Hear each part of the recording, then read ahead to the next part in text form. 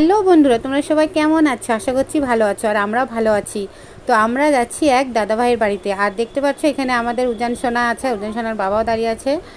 তো এইখানটায় আগে ছিল একটা বাঁশের ব্রিজ, সেটা তোমাদের একটা ব্লকে দেখিয়েছিলাম।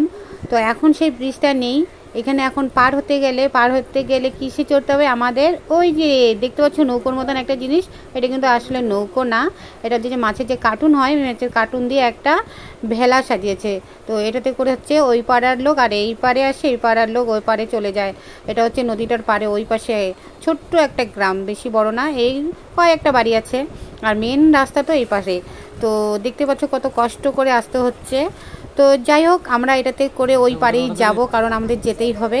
আর উজান সোনা বলছে কি এটা নাকি জাহাজ, আমাকে বলছে মা এই কার্টুনের জাহাজে যাব। ও তো খুব খুশি। আর এটাতে উঠে হচ্ছে একটু ভয়ও লাগছে, কারণ হচ্ছে ছোট্ট একটা ছেলে চালাচ্ছিল।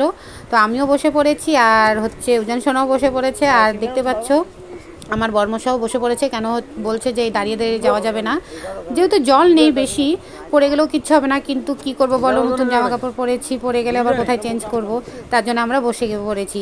তো আমি ওদের জিজ্ঞেস করলাম যে আমরা এতজন চলেছি, আবার উল্টে যাবো না তো? বললো না না, এখানে 12 জন উঠা যাবে। আমি যাক, ভালোই বানিয়েছো তোমরা। তো এটা ওদের নিজের হাতে বানানো, দেখো কেমন বানিয়েছে, বেশ দেখে তো ভালোই লাগলো। আর তোমাদেরও এটা নৌকোটা কেমন লাগলো অবশ্যই আমাকে কমেন্টে জানাবে। আমার ছেলে তো এটার নাম জাহাজ রেখে দিয়েছে, কার্টুনের জাহাজ। নামটা বেশ ভালোই মানে বেছে কুচে রেখে দিয়েছে। তো যাই হোক, এই ছোট্ট মিনি ব্লগটা তোমাদের জন্য আমি শেয়ার করলাম। তো তোমাদের কেমন লাগলো অবশ্যই কিন্তু কমেন্টে জানাবে।